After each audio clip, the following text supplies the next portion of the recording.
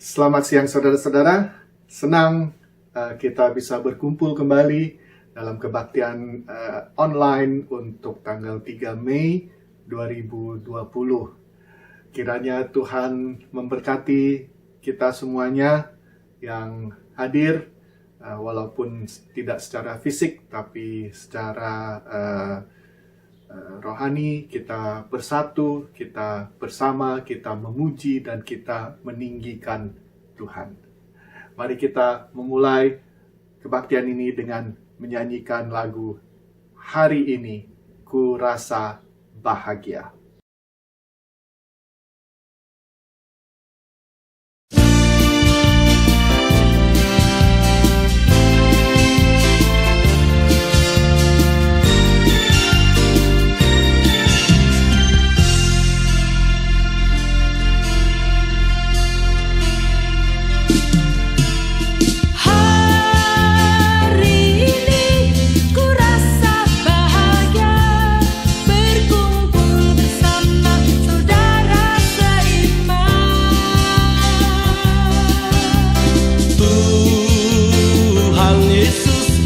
Satukan kita tanpa memandang di antara kita,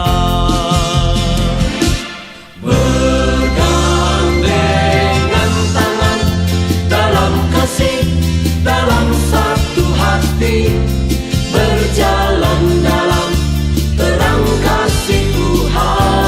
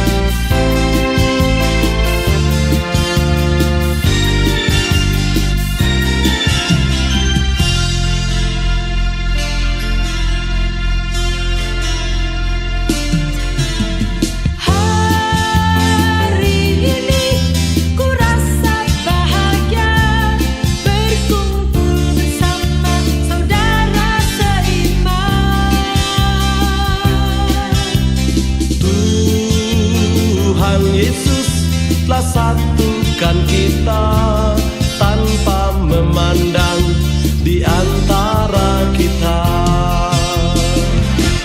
bergandengan tangan dalam kasih, dalam satu hati, berjalan dalam terang kasih Tuhan.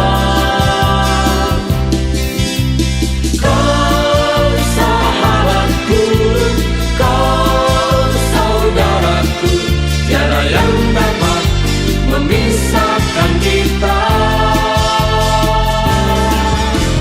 kau sahabatku, kau saudaraku, tiada yang dapat memisahkan kita. Kau sahabatku, kau saudaraku, tiada yang dapat memisahkan kita. Kau sahabatku, kau saudaraku, tiada yang dapat memisahkan kita. Tiada yang dapat memisahkan kita.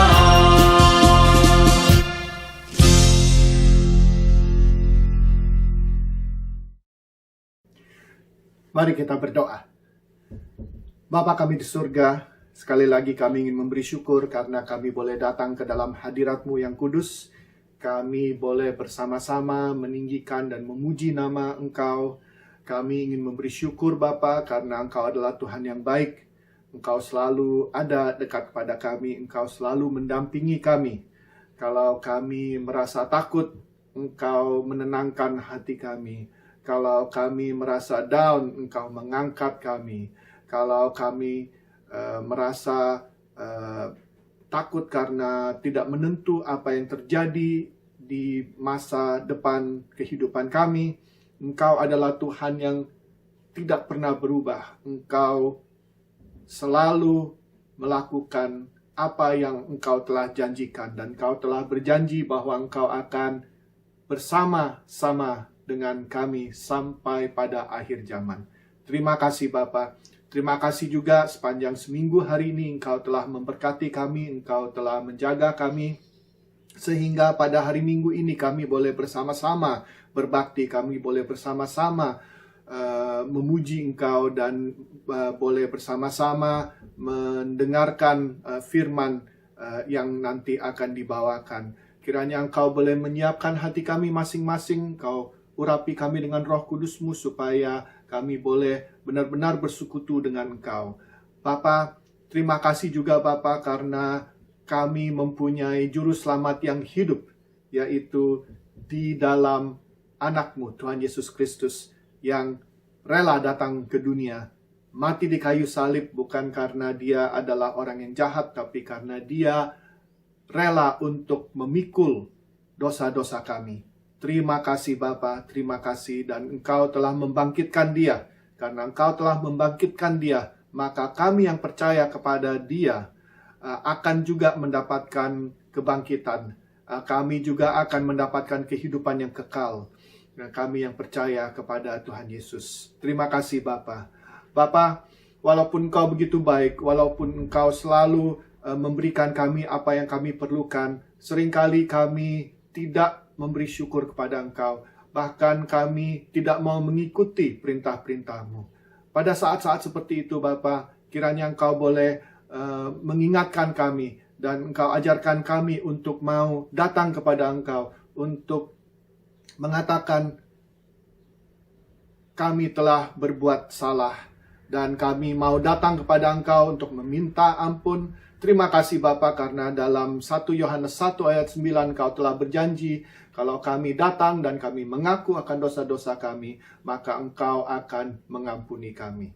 Terima kasih Bapa. Kami panjatkan doa ini dalam nama anak-Mu, Tuhan Yesus Kristus, Juru Selamat kami. Amin. Okay, now children, this is the time for you. This is your slot. We want to have a little bit of a talk. So, now, most of you would have been taught by your parents to pray, isn't it? I'm very sure of that.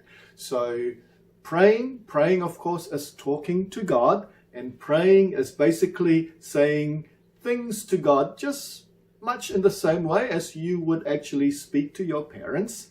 And you know, when you speak to your parents, you will share things with your parents. You will ask of your parents things that you need, that you want. When you're afraid, you speak to your parents. When you feel lonely, you go and speak with your parents. And so that's the same with God as well. So we speak to God. We learn, and we learn to speak to God. But sometimes we might sort of say, how do we speak to God? Can we always ask for anything that we want? Well, Jesus has actually promised that if we ask in His name, He will give it. But of course, that doesn't mean that whatever we ask, He will give. Because when we ask things, sometimes God will say no. Sometimes God will say wait. And sometimes God will say yes. So we need to be able to tell the difference. So how do we know what we can ask of God so that God will say yes to what we ask for? Well, in the Bible, it tells us that when we ask things from God, we have to make sure that what we ask from God is actually something that is good not only for me, not only for myself, but for everybody else. Okay, so that's one thing. But more important, what we ask for must actually be in line with what God wants us to do. So God has given us a lot of things through the Bible that we have to follow. So we have to obey. We have to follow God's commands. If we don't, then when we ask of God, God will say, well, hang on, you haven't followed what I have asked of you. Much in the same way, when you ask things of your parents, if you've been naughty, if you haven't listened to your parents, do you think when you say, Mom, Dad, can I please have some ice cream? Well, your mom and dad will say, hang on. When I ask you to do that, like for example, cleaning your room or tidying up after cleaning up your toys after you play, and you haven't done it, so why should I give you ice cream? So that's pretty much the same with God. Now, when we pray, we need to look into our hearts and think, what am I asking from God? Am I asking from God which is in line with God's commands, God's rules?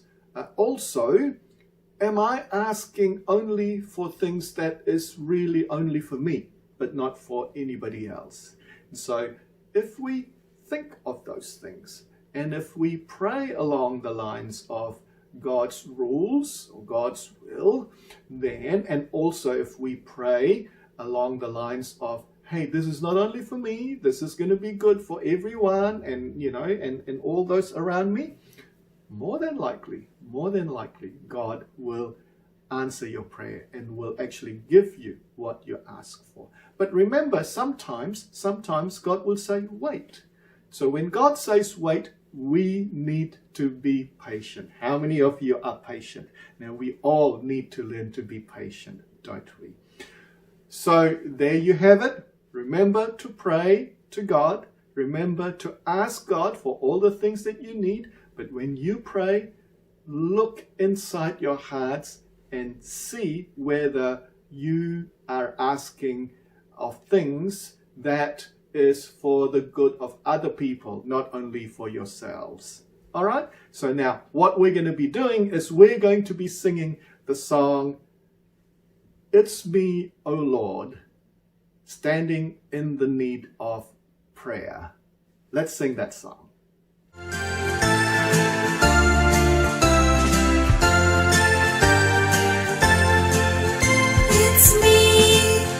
It's me, oh Lord, standing in the need of prayer. It's me, oh Lord, standing in the need of prayer. Not my father, not my mother, but it's me, oh Lord, standing in the need of prayer. Not my sister, not my brother, but it's me, oh Lord, standing in the need of prayer. It's me.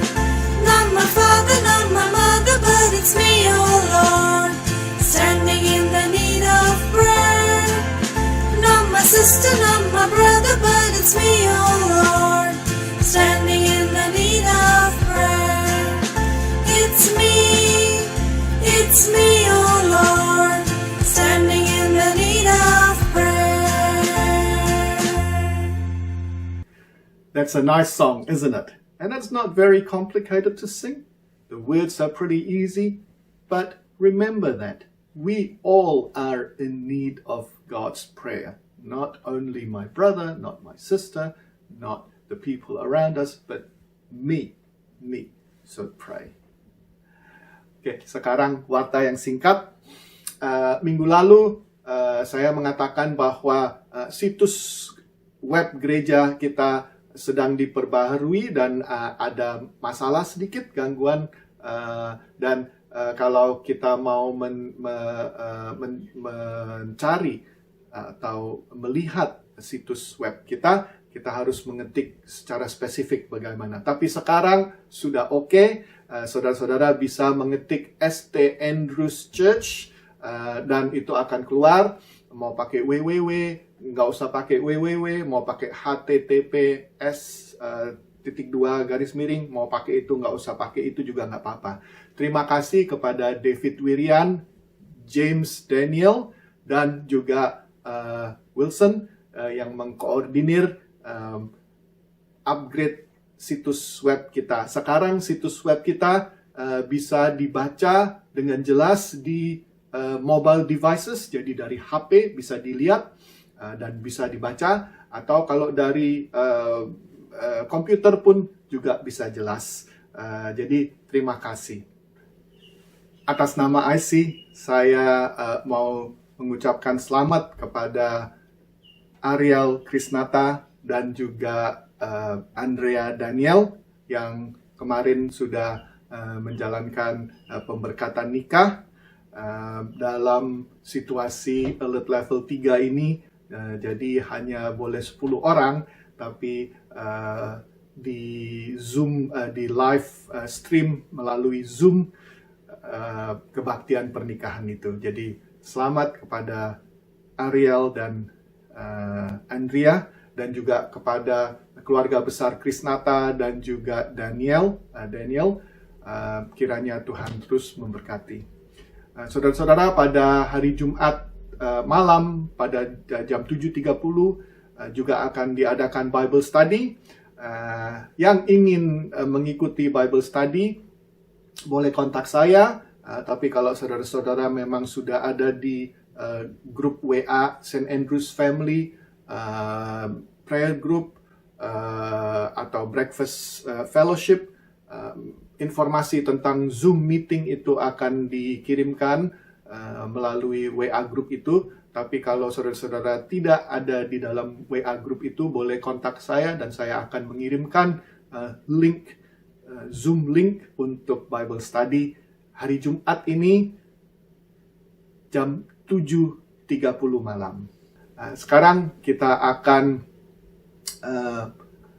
membawakan doa-doa syafaat kita yang dibawakan oleh Bapak Johnny Salam. Mari kita bersatu dalam doa syafaat yang akan kita akhiri dengan doa Bapa kami. Tuhan Allah Bapa kami yang baik, yang kasih-Mu tidak pernah berkesudahan, kami mau mengucap syukur atas kebaikan dan pertolongan-Mu kepada setiap kami dimanapun juga kami berada. Terima kasih Tuhan atas kesempatan yang boleh Engkau berikan kepada kami, di mana kami boleh menikmati persekutuan yang indah bersama-Mu dan saudara-saudara kami dimanapun mereka berada. Meski saat ini kami masih berada di tengah-tengah wabah virus yang terus menyebar dan memakan banyak jiwa, tapi kami bersyukur punya Allah yang baik, yang selalu menguatkan dan menolong kami dalam menghadapi kekhawatiran akan wabah ini. Kami tahu bahwa Engkau tidak akan pernah meninggalkan kami sedikit pun. Oleh karena itu Tuhan, kami hanya mau bersandar pada kebaikan-Mu. Tuhan, kami juga mau berdoa untuk seluruh jemaat-Mu dimanapun mereka berada saat ini. Lindungilah mereka Tuhan, kiranya Engkau boleh memberikan kekuatan, baik jasmani maupun rohani, agar kami tidak boleh berputus asa di tengah badai kekhawatiran ini, tapi justru kami boleh lebih dekat kepadamu.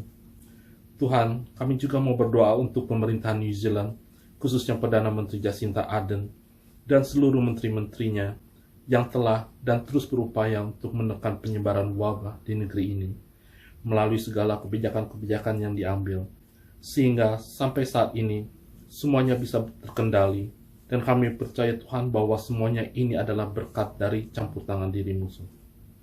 Tuhan, kami juga ingin terus berdoa untuk negara kami Indonesia, yang juga tidak luput dari wabah ini. Tuhan, kiranya Engkau boleh lindungi, dan Engkau juga boleh memberikan kekuatan dan kesabaran bagi saudara-saudara kami dalam menghadapinya, dan khususnya dampak yang menimpa sebagian masyarakat, di mana mereka harus kehilangan orang-orang yang dikasihi, dan juga kehilangan pekerjaan-pekerjaan mereka. Tuhan, kasihilah mereka, nyatakanlah kepada mereka bahwa kasih-Mu akan selalu memberikan damai, walaupun di dalam keadaan yang tidak menentu ini. Tuhan, kami juga mau berdoa untuk segenap tenaga medis yang terus bekerja keras merawat dan menyembuhkan saudara-saudara kami yang terkena infeksi virus ini. Kiranya Engkau sendiri boleh memberikan kekuatan dan kesabaran dalam menjalankan tugas ini, Tuhan. Dan juga untuk para ilmuwan yang terus bekerja untuk mencari vaksin, kiranya Engkau boleh pakai mereka, Tuhan, sebagai alat-Mu, agar vaksin ini boleh segera dapat ditemukan dan dipakai untuk menghentikan virus ini. Tuhan, kami masih banyak hal-hal yang ingin kami sampaikan melalui doa ini, tapi kami percaya bahwa Engkau telah mengetahui setiap kebutuhan dan pergumulan kami, pribadi lepas pribadi. Kiranya Engkau sendiri boleh menyempurnakan setiap permohonan kami ini, Tuhan, sesuai dengan waktu dan kehendak-Mu. Terima kasih ya Tuhan, kami akan akhiri doa kami yang singkat ini dengan doa yang telah Engkau ajarkan kepada kami.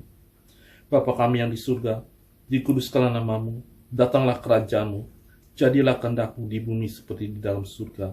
Berikanlah kami pada hari ini makanan kami yang secukupnya, dan ampunilah kesalahan kami, seperti kami juga mengampuni orang lain yang bersalah kepada kami. Dan janganlah masukkan kami dalam pencobaan, tetapi lepaskanlah kami dari yang jahat, karena Engkaulah yang punya kerajaan, dan kuasa, dan kemuliaan, sampai selama-lamanya. Amin. Mari kita mendengarkan firman pada hari ini yang diambil dari Yakobus pasal 4 ayat 1 sampai 10. Dari manakah datangnya sengketa dan pertengkaran di antara kamu? Bukankah datangnya dari hawa nafsumu yang saling berjuang di dalam tubuhmu? Kamu mengingini sesuatu, tetapi kamu tidak memperolehnya. Lalu kamu membunuh. Kamu iri hati, tetapi kamu tidak mencapai tujuanmu. Lalu kamu bertengkar dan kamu berkelahi. Kamu tidak memperoleh apa-apa karena kamu tidak berdoa.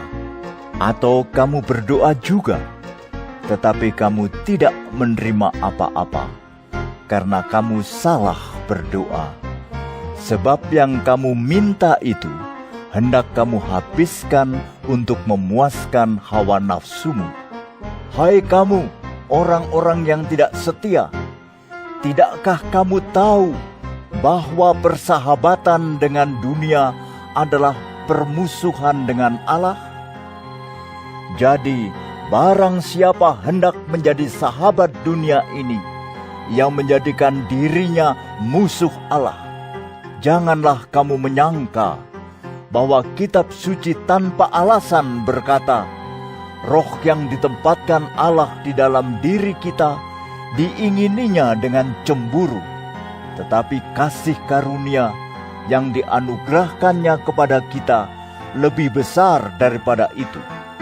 Karena itu ia katakan, Allah menentang orang yang congkak, tetapi mengasihani orang yang rendah hati. Karena itu tunduklah kepada Allah dan lawanlah iblis, maka ia akan lari daripadamu. Mendekatlah kepada Allah, dan ia akan mendekat kepadamu. Tahirkanlah tanganmu, hai kamu orang-orang berdosa, dan sucikanlah hatimu, hai kamu yang mendua hati. Sadarilah kemalanganmu, berduka cita dan merataplah. Hendaklah tertawamu kamu ganti dengan ratap, dan sukacitamu dengan duka cita. Rendahkanlah dirimu di hadapan Tuhan, dan Ia akan meninggikan kamu.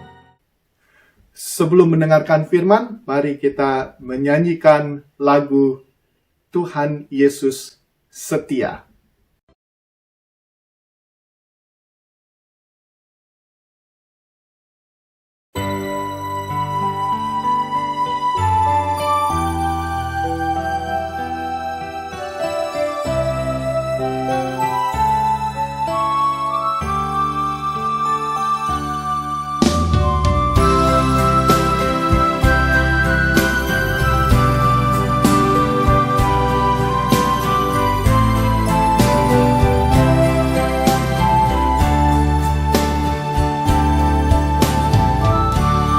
Tuhan Yesus setia, Dia sahabat kita. Dalam segala susahku, selalu menghiburku. Dia mengerti bahasa, tetesan air mata. Waktu badai mengamuk dan gelombang menyerang, Tuhan Yesus setia. Yesusku mau setia, dalam segala masa, dalam setiap langkahku. Ku mau setia padamu. Ku mengerti bahasa, tuntutan firman Allah. Waktu badai mengamuk dan gelombang menyerang, Yesusku mau setia.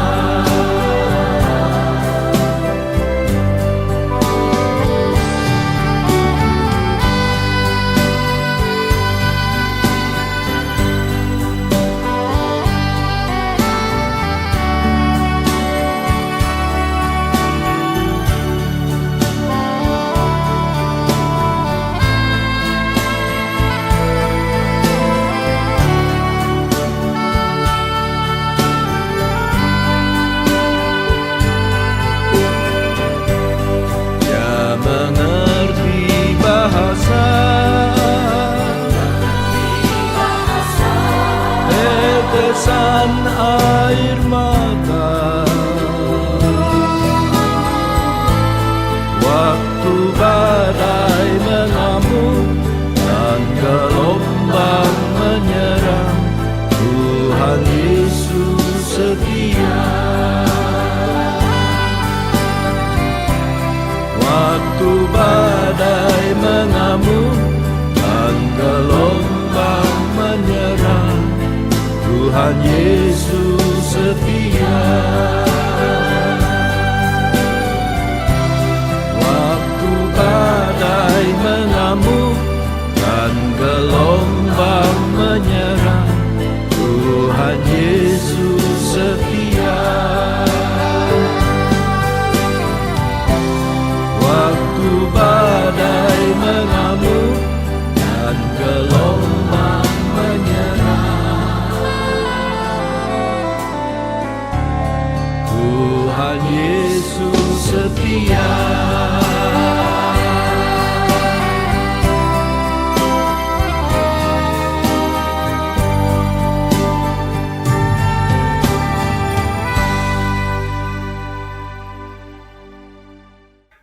Mari kita berdoa sebelum mendengarkan firman. Bapa kami di surga, terima kasih Bapa karena Engkau adalah Tuhan yang baik. Pada saat ini kami ingin mendengarkan firman-Mu, Kiranya Engkau boleh mengurapi kami satu persatu dengan Roh Kudus-Mu, supaya keseluruhan dari keberadaan kami boleh terbuka kepada Engkau.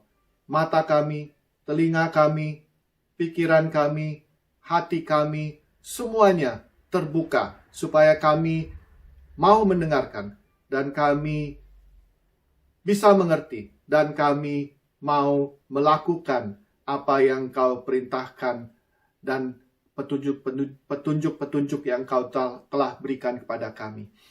Urapi juga hamba-Mu, supaya semua yang keluar dari mulutnya hanya membesarkan dan memuliakan nama-Mu saja. Kami panjatkan doa ini dalam nama anak-Mu, Tuhan Yesus Kristus, Juru Selamat kami. Amin.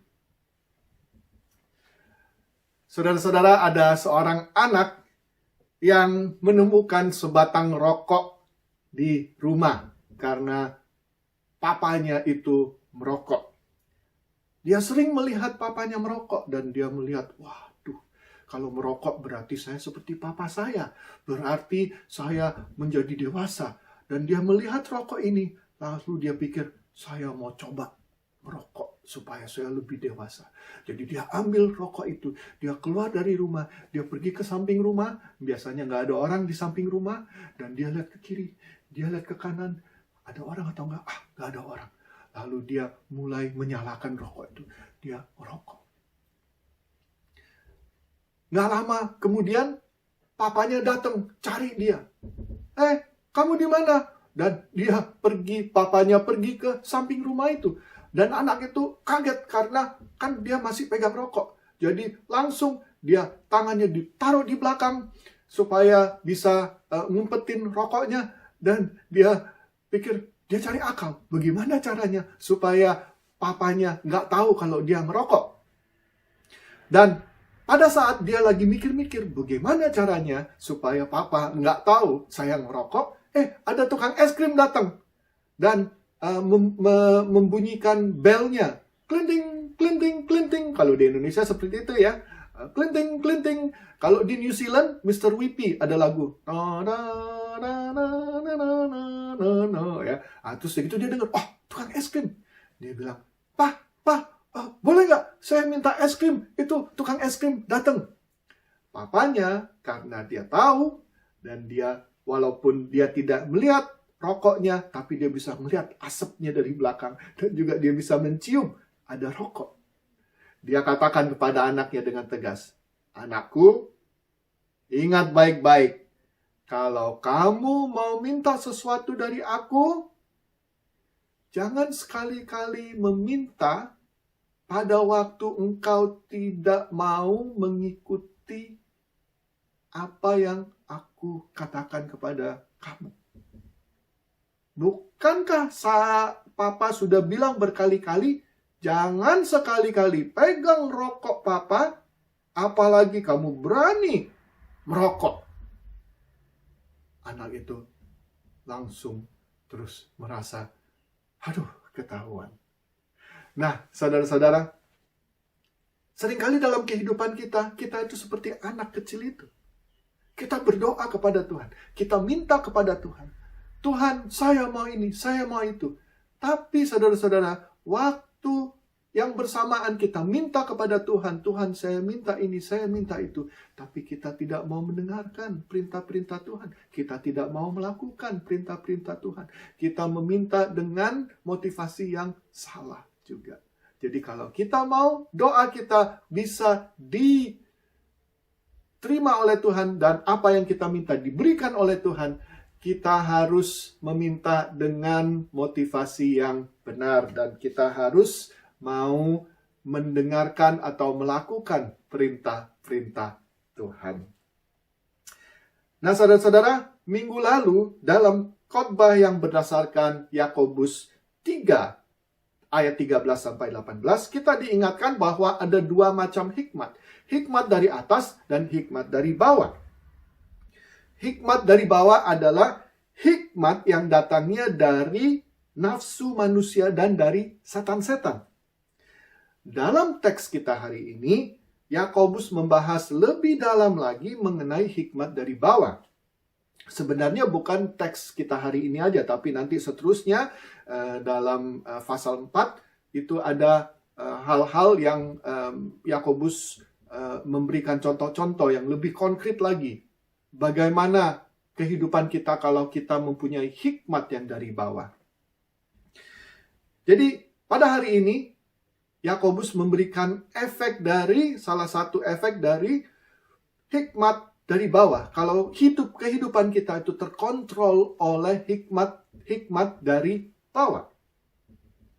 Nah, saudara ingat dalam Yakobus 3 ayat 16, Yakobus mengatakan tentang efek hikmat dari bawah, yaitu kalau kita mempunyai hikmat dari bawah, maka kehidupan kita ada kekacauan. Tapi Yakobus tidak memberikan secara mendalam apa itu kekacauan. Nah, sekarang dia memberikan contoh yang konkret. Dia memberikan contoh yang benar-benar kita alami. Maka dalam ayat 1 pasal 4, Yakobus bertanya, dari manakah datangnya sengketa dan pertengkaran di antara kami? Jadi jelas sekali bahwa Yakobus ingin memberikan kita petunjuk supaya tidak ada pertengkaran atau konflik di dalam kehidupan kita, di antara kita yang percaya. Karena ingat, surat ini dikirim kepada orang-orang yang percaya. Dengan kata lain, Yakobus bertanya kepada kita semuanya, sebenarnya apa sih sumbernya pertengkaran? Apa sih sumbernya konflik? Dalam ayat 1, Yakobus mengatakan bahwa sumbernya adalah hawa nafsu kita. Apa artinya hawa nafsu?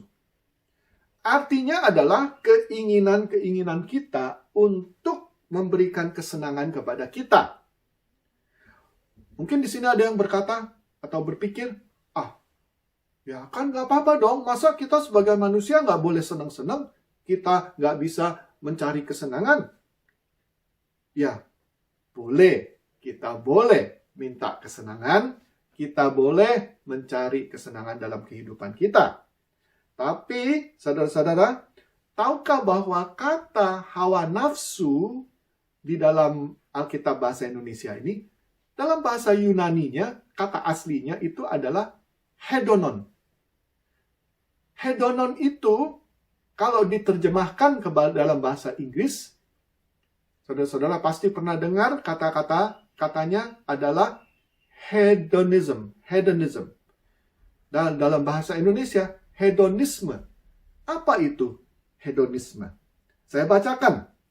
Apa definisinya hedonisme? Hedonisme itu adalah filsafat hidup. Filsafat hidup yang dalam kehidupan ini, filsafat ini menganggap bahwa kesenangan dan kenikmatan materi itu adalah tujuan utama dalam hidup. Berarti itu yang paling tinggi. Mencari kesenangan, mencari kenikmatan, itulah yang tertinggi dalam kehidupan. Maka orang-orang yang mengikuti filsafat hedonisme selalu mencari kesenangan, selalu mencari kenikmatan, dan tidak melihat yang lain-lain lagi. Yang lain-lain tidak penting. Berarti saudara-saudara, orang yang mengikuti filsafat hedonisme ini mencari kesenangan dan kenikmatan dalam kehidupan dengan ekstrim. Tidak peduli orang lain bagaimana. Hanya mementingkan kesenangan dan kenikmatan dirinya sendiri saja. Nah, saudara-saudara, kalau kita mengikuti filsafat seperti itu, kira-kira apa yang akan terjadi pada orang-orang di sekitar kita? Pasti kehidupan mereka tidak nyaman, bukan? Ya, pasti mereka bilang, kok enaknya mau dianya aja, ya, yang gua bagaimana? Maka dari itu akan ada pertengkaran. Maka dari itu akan ada konflik. Nah, saudara-saudara, dalam ayat 3, Yakobus mengatakan bahwa Ada orang yang mengatakan, ya terang aja ada konflik. Karena apa? Karena saya minta kepada Tuhan. Tuhan nggak kasih. Ya jadi saya nggak senang. Ya. Nah kalau saya nggak senang sama Tuhan, saya juga, kenapa saya mesti baik-baik sama orang lain? Nah, maka dari itu, Yakobus mengatakan dalam ayat 3, kita berdoa, kita minta kepada Tuhan, tapi kita tidak menerima. Mengapa? Mengapa kita tidak menerima? Yakobus mengatakan motivasi kita salah. Motivasi kita tidak benar. Kita meminta kepada Tuhan hanya untuk kepentingan kita sendiri saja.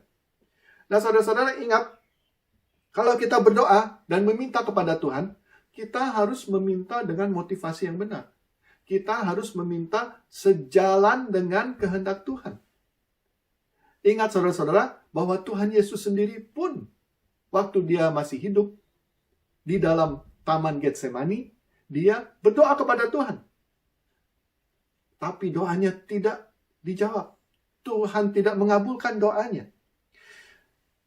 Dalam Lukas 22 ayat 42, Yesus mengatakan, ya Bapakku, jikalau engkau mau, ambillah cawan ini daripadaku.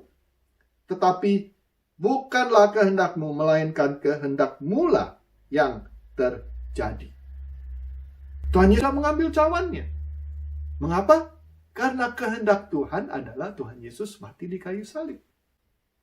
Maka dari itu, Tuhan tidak mengabulkan doa Tuhan Yesus. Nah, saudara-saudara, ingat sekali.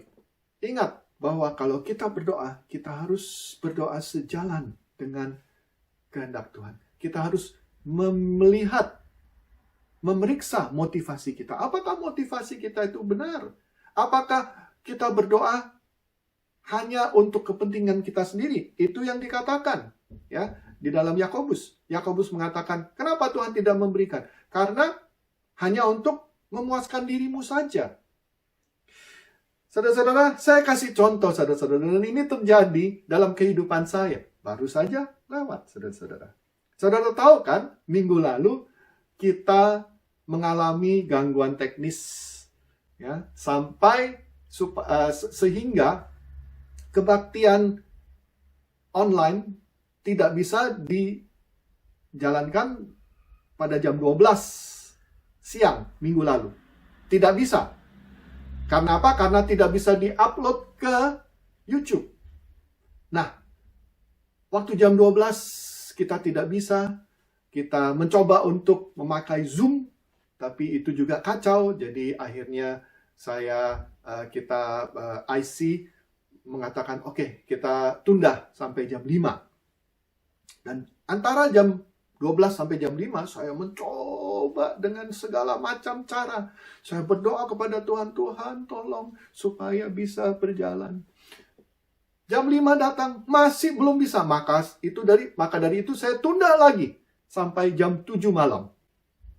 Sampai jam 7 malam pun masih tidak bisa di-upload YouTube videonya ke YouTube.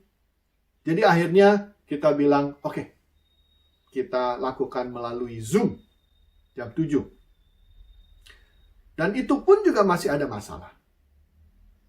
Sehingga kira-kira 5 menit terakhir dalam khotbah, videonya stop. Jadi saya mesti live, saya mesti menyambungkan khotbah saya secara live bagi orang-orang yang ikut di Zoom, kebaktian Zoom jam 7 malam minggu lalu. Dan pada malam hari itu saya memikir, saya merenungkan, kenapa ya kok bisa begini? Padahal kan saya sudah berdoa kepada Tuhan. Saya berdoa kepada Tuhan, saya bilang, Tuhan kasihan. Ini jemaat-jemaat yang biasanya bisa mengikuti kebaktian online. Kalau sampai ini tidak terjadi, kan kasihan. Mereka tidak mendapatkan isi rohani minggu ini. Itu kan motivasinya bagus. Motivasi yang baik. Saya berdoa seperti itu. Tapi saya berpikir-pikir, kenapa kok saya tidak dikabulkan doanya? masih tetap dari jam 12 sampai jam 7 masih tidak bisa diupload. Saya pikir-pikir, waktu saya sedang merenungkan, tiba-tiba ada pikiran di pikiran saya. Yohanes, apakah benar motivasi you itu karena kasihan kepada jemaat yang tidak mendapatkan isi rohani? Bukankah motivasinya sebenarnya adalah you berpikir, aduh, udah susah-susah disiapin, udah susah-susah dibikin videonya, nggak bisa lagi. Nah, saudara-saudara, waktu saya punya pikiran itu, saya pikir, aduh, sebenarnya motivasi saya itu bukan untuk jemaat, tapi untuk saya. Untuk kepentingan dan kepuasan saya sendiri, saudara-saudara. Jadi, saudara-saudara, seringkali dalam kehidupan kita, waktu kita berdoa, seolah-olah motivasi kita itu baik. Tapi kita harus memeriksa. Kita harus memeriksa diri, apakah benar motivasi kita itu murni. Motivasi kita itu adalah motivasi untuk kebaikan orang lain, bukan hanya untuk kepuasan dan kepentingan diri kita sendiri. Kalau doa kita tidak dikabulkan oleh Tuhan. Nah, jadi saudara-saudara, selama ini Yakobus di pasal 4 memberikan masalah yang kita hadapi, yaitu konflik. Oke? Dan apa sebabnya? Oke? Nah, sebabnya adalah karena apa? Karena hawa nafsu. Oke? Karena keinginan kita memikirkan kepentingan kita sendiri. Dan juga karena kita berdoa, kita meminta, tapi motivasi kita salah, maka tidak dikabulkan. Ya. Jadi itu masalahnya, dan itu sebabnya. Nah, bagaimana dengan solusinya? Apakah Yakobus memberikan solusi? Saudara-saudara, Yakobus memberikan 3 solusi di dalam ayat-ayat ini. Yang pertama adalah kita harus ingat, kita tidak boleh menjadi sahabat dunia. Dalam ayat 4, itu yang dikatakan oleh Yakobus. Apakah ini artinya kita tidak boleh sama sekali berkumpul dengan orang-orang yang tidak percaya? Apakah kita harus mengasingkan diri kita dari orang-orang yang tidak percaya? Saudara-saudara pernah dengar tentang komunitas Kristen Gloria Vale di South Island? Nah, itu yang mereka lakukan. Mereka mengasingkan diri dari dunia. Mereka mengatakan, oh, dunia ini tercemar, dunia ini jahat, dunia ini mereka merasa bahwa mereka tidak boleh berkumpul-kumpul dengan dunia supaya tidak tercemar mereka juga. Jadi mereka mendirikan satu komunitas yang tersendiri. Mereka mengisolasikan diri mereka dan menjadikan komunitas Gloriaville. Apakah itu yang dimaksudkan?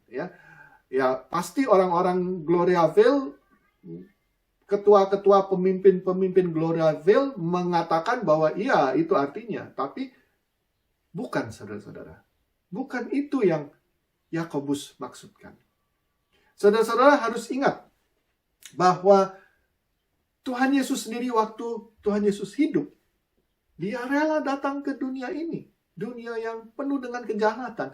Dunia yang tidak mau mengikuti Tuhan. Dia datang. Dan waktu Dia datang, apakah Dia hanya berkumpul-kumpul dengan orang-orang yang suci, orang-orang yang kudus, orang-orang yang baik? Tidak, saudara-saudara. Dia berkumpul, Dia menghabiskan waktu dengan orang-orang yang dianggap kotor. Orang-orang yang dianggap tidak baik. Seperti apa? Seperti pemungut cukai. Ya. Orang-orang yang ada sakit kusta. Dan itu orang-orang yang sakit kusta itu dikatakan orang yang kotor, yang berdosa, yang tidak baik. Tuhan Yesus juga berkumpul dengan orang-orang yang reputasinya tidak baik. Mengapa? Karena Tuhan Yesus mau menjadi terang dan garam bagi dunia. Dia mau membawakan kabar baik kepada orang-orang yang memerlukan kabar baik. Siapa yang memerlukan kabar baik?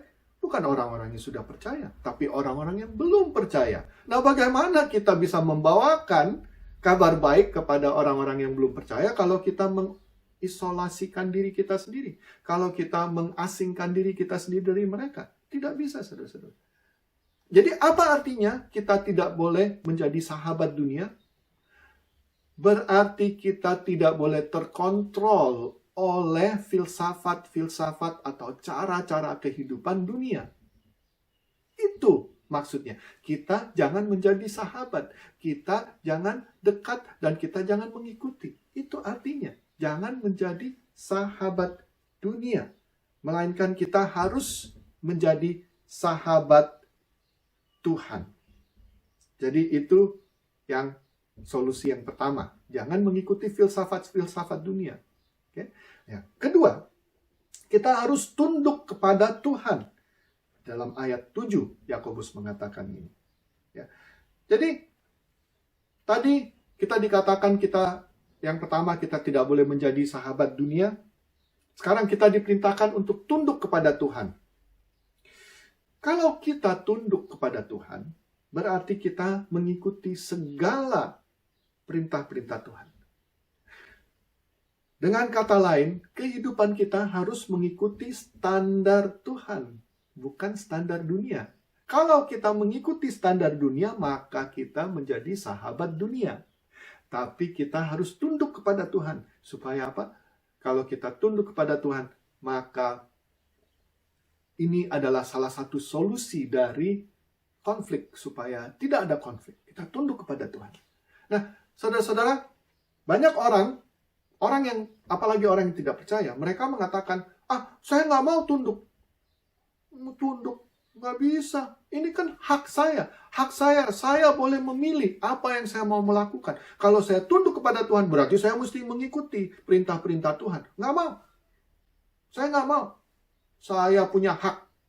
Nah, saudara-saudara, sebenarnya pikiran seperti ini apakah masuk akal? Tidak sebenarnya, saudara-saudara. Saudara-saudara pikir, kalau kita sekarang yang tinggal di New Zealand atau di negara manapun saudara berada, apakah saudara boleh melakukan apa saja yang saudara mau? Bukankah saudara-saudara juga harus tunduk kepada peraturan atau undang-undang negara?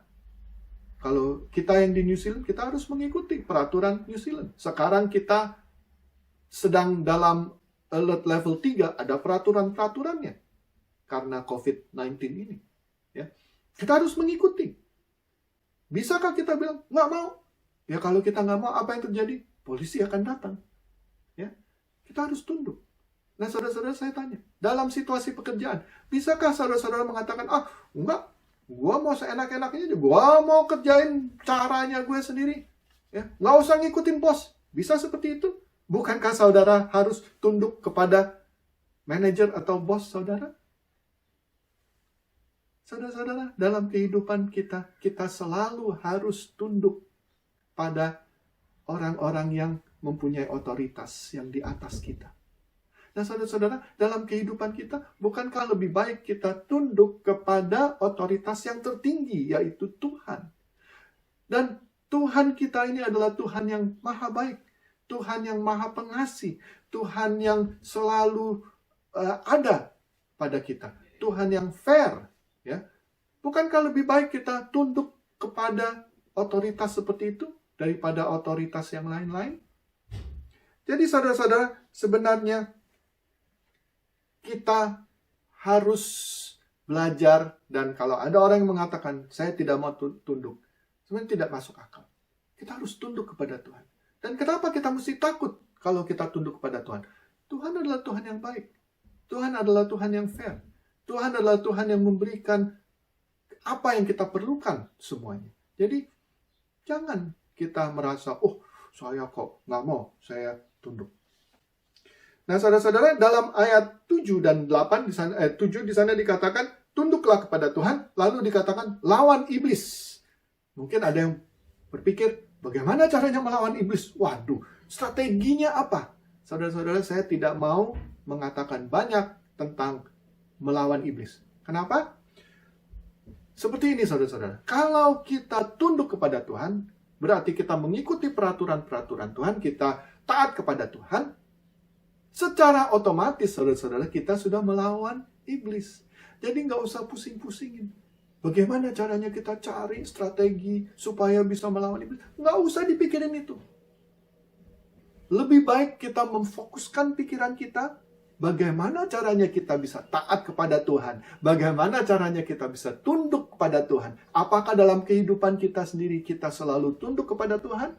Kalau kita selalu tunduk kepada Tuhan dalam kehidupan kita, maka kita udah nggak usah worry lagi bagaimana caranya melawan iblis. Secara otomatis kita sudah melawan iblis karena kita mengikuti Tuhan. Jadi nggak usah pusing-pusingin caranya bagaimana. Fokuskan pikiran kita supaya kita bisa terus tunduk kepada Tuhan. Nah, hal ketiga, Yakobus mengatakan bagaimana caranya kita bisa mengatasi atau solusi dari konflik adalah kita harus dekat kepada Tuhan. Bagaimana kita bisa dekat pada Tuhan? Supaya Tuhan bisa mendekati kita, karena itu yang Yakobus katakan. Perhatikanlah ayat-ayat 8-10, saudara-saudara. Di sana Yakobus mengatakan kita harus mentahirkan tangan kita. Dengan kata lain kita harus membersihkan tangan kita. Saudara-saudara, tangan kita ini adalah simbol apa yang kita lakukan. Apa yang kita kerjakan. Kalau kita mau mengerjakan sesuatu, kita memakai tangan kita. Jadi, dengan kata lain, kita harus menyucikan segala hal yang kita lakukan. Itu kita harus sucikan. Jangan kita terus melakukan hal-hal yang tidak baik. Itu artinya tahirkan tangan kita. Yakobus juga mengatakan, sucikan hati kita. Ini berarti kita harus dengan tegas mengikuti segala perintah-perintah Tuhan. Taat kepadanya. Tidak mendua hati. Tidak berpikir, oh yang ini atau yang itu ya. Tidak. Kalau Tuhan sudah mengatakan yang ini, kita langsung ikut. Itu artinya menyucikan hati kita. Dalam ayat 9, Yakobus juga mengatakan kita harus bertobat. Kita harus bertobat dengan sungguh-sungguh. Bukan hanya bertobat cuma ngomong aja. Bukan. Ya. Maka dari itu Yakobus mengatakan dalam ayat 9. Kita harus bertobat dan kita harus menunjukkan bahwa kita bertobat dengan apa yang kita lakukan. Kita harus apa? Kita harus berduka cita. Kita harus meratap karena perbuatan-perbuatan kita yang salah. Jadi kalau kita hanya bilang, saya mau bertobat, tapi masih tetap kita melakukan hal-hal yang jahat. Kita sama sekali tidak ada merasa, saya ini sudah salah. Itu belum bertobat, saudara-saudara. Yakobus mengatakan, kalau mau bertobat, kita harus berduka cita. Kita harus meratap. Bukan hanya terus tertawa-tertawa. Bukan hanya terus bersenang-senang. Tidak, saudara-saudara. Kalau kita benar-benar mengerti bahwa apa yang kita lakukan itu salah, maka akan ada kesedihan di dalam hati kita. Maka itu kita harus berduka. Kita harus meratap. Dan bagaimana kita bisa mendekati Tuhan? Kita harus merendahkan diri kita di hadapan Tuhan. Jangan kita datang kepada Tuhan dengan kesombongan, dengan keangkuhan, dengan merasa bahwa, saya ini orang yang hebat. Jangan, saudara-saudara. Kita harus menghadap kepada Tuhan dengan rendah. Kita harus merendahkan diri kita. Karena apa? Karena memang Tuhan itu jauh lebih tinggi dari kita. Tuhan itu lebih, apa-apanya semuanya melebihi dari kita. Jadi memang sudah wajar kalau kita datang, kita harus merendahkan diri di hadapan Tuhan. Karena status kita ini Tuhan, ini kita di sini. Jadi tidak bisa kita mau menyamakan atau kita mau lebih tinggi dari Tuhan. Kalau kita mau menyamakan atau kita lebih tinggi dari Tuhan, maka kita itu tidak akan bisa dekat pada Tuhan. Karena itu ada keangkuhan, karena ada kesombongan di dalam kehidupan kita. Jadi saudara-saudara, ingatlah bahwa kita mengalami konflik di dalam kehidupan kita karena apa? Karena hawa nafsu kita. Kita mengingini sesuatu dan kita tidak dapat. Dan ingat, hawa nafsu itu bukan hanya untuk kesenangan kita sendiri, bukan hanya kesenangan-kesenangan atau kenikmatan-kenikmatan dalam kehidupan kita, tapi hawa nafsu ini adalah mengikuti filsafat hedonisme. Kita juga ada konflik dalam kehidupan kita karena kita berdoa dan kita tidak menerima apa yang Tuhan memberikan. Tapi kita harus ingat, saudara-saudara, kalau kita berdoa, kita harus berdoa dengan motivasi yang benar. Jangan motivasi yang salah. Periksalah hati kita sendiri. Karena walaupun seolah-olah apa yang kita minta itu, indah ya, untuk kebaikan orang lain. Tapi bisa kadang-kadang ada yang tersembunyi. Motivasi kita tidak benar. Dan ingatlah saudara-saudara, Yakobus memberikan 3 solusi supaya tidak ada konflik dalam kehidupan kita. Yang pertama, jangan kita menjadi sahabat dengan dunia. Berarti kita tidak boleh mengikuti atau dikontrol oleh filsafat atau kebiasaan-kebiasaan dunia. Kita harus mengikuti standar Tuhan. Maka dari itu, solusi yang kedua adalah kita harus tunduk kepada Tuhan. Ya, kita harus mengikuti standarnya. Yaitu, berarti kita tunduk kepada Tuhan. Tuhanlah ada otoritas dalam kehidupan kita. Kita harus tunduk. Dan ketiga, kita harus mendekati Tuhan. Bagaimana caranya bisa mendekati Tuhan? Kita harus stop melakukan perbuatan-perbuatan yang salah. Kita harus bertobat. Menunjukkan pertobatan kita dengan keras, perasaan sedih dan berduka cita dan meratap. Dan kita bisa mendekati Tuhan kalau kita datang kepada Tuhan, merendahkan diri kita di hadapan Tuhan. Kalau kita lakukan itu, maka konflik-konflik yang ada di sekitar kita akan hilang. Kiranya Tuhan boleh memberkati kita semuanya. Amin. Mari kita berdoa. Bapa kami ingin memberi syukur untuk firman-Mu yang Kau telah berikan kepada kami. Terima kasih Bapa, Engkau telah mengingatkan kami untuk caranya bagaimana kami boleh mengatasi konflik-konflik yang ada di tengah-tengah kami. Ingatkan kami Bapa, supaya kalau kami berdoa dengan motivasi yang baik, motivasi yang bukan hanya untuk kepuasan dan kepentingan kami sendiri, tapi untuk kepuasan dan kebaikan sesama. Dan juga ingatkan kami untuk selalu berdoa sejalan dengan kehendak-Mu, Bapa. Ajarkan kami, Bapa, juga untuk selalu tidak terkontrol dengan filsafat-filsafat dunia atau standar-standar dunia, supaya kami tidak menjadi sahabat dengan dunia.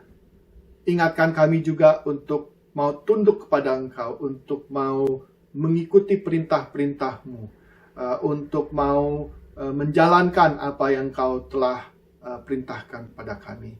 Juga ajarkan kami untuk mau terus dekat kepada Engkau, supaya Engkau juga akan dekat kepada kami. Ajarkan kami Bapa untuk bertobat akan segala kesalahan-kesalahan kami. Ajarkan kami untuk stop melakukan hal-hal yang tidak baik, yang tidak berkenan di mata Engkau. Dan ajarkan kami untuk datang kepada Engkau dengan rendah hati. Terima kasih Bapa. Kami panjatkan doa ini dalam nama anak-Mu, Tuhan Yesus Kristus, Juru Selamat kami. Amin. Mari kita mengucapkan bersama-sama pengakuan iman rasuli untuk mengingatkan kepercayaan kita. Aku percaya kepada Allah, Bapa yang Maha Kuasa, Halik langit dan bumi, dan kepada Yesus Kristus, Anaknya yang tunggal Tuhan kita, yang dikandung daripada Roh Kudus, lahir dari anak darah Maria, yang menderita di bawah pemerintahan Pontius Pilatus, disalibkan, mati dan dikuburkan, turun ke dalam kerajaan maut, pada hari yang ketiga, bangkit pula dari antara orang mati, naik ke surga, duduk di sebelah kanan Allah Bapa yang Maha Kuasa, dan akan datang dari sana untuk menghakimi orang yang hidup dan yang mati.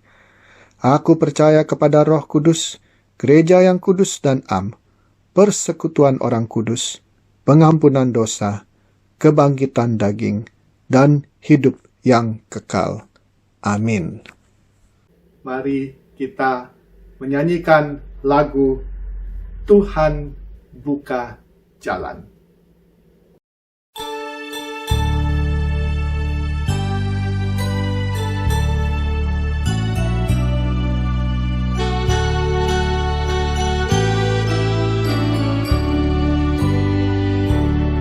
Di saat aku bimbang entah jalan kemana, ku tahu pasti Tuhan buka jalan. Di saat aku susah entah lari kemana, ku tahu pasti Tuhan menolongku. Tuhan Yesus baik, Dia baik bagiku. Ku mau tetap hidup bersama Dia. Dalam suka duka hidup yang ku jalani, ku mau cinta Yesus selamanya. Ku bersyukur buat cinta-Mu, Engkau Tuhan penuntun hidupku. Ku tinggikan keagungan-Mu, kini dan selama-lamanya.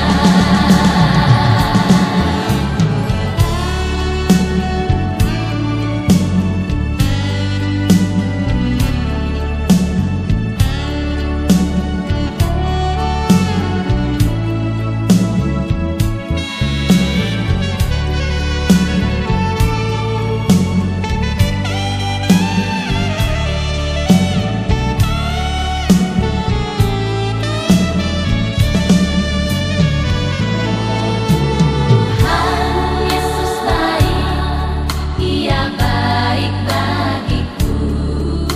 Ku mau tetap hidup bersama Dia. Dalam suka duka hidup yang ku jalani, ku mau cinta Yesus selamanya. Ku bersyukur buat cinta-Mu, Engkau Tuhan penuntun hidupku. Ku tinggikan keagungan-Mu, kini dan selama-lamanya. Ku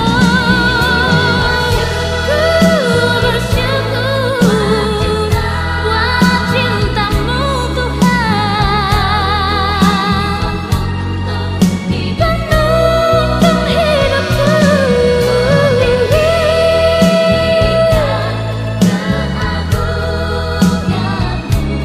Kini dan selama-lamanya. Kini dan selama-lamanya.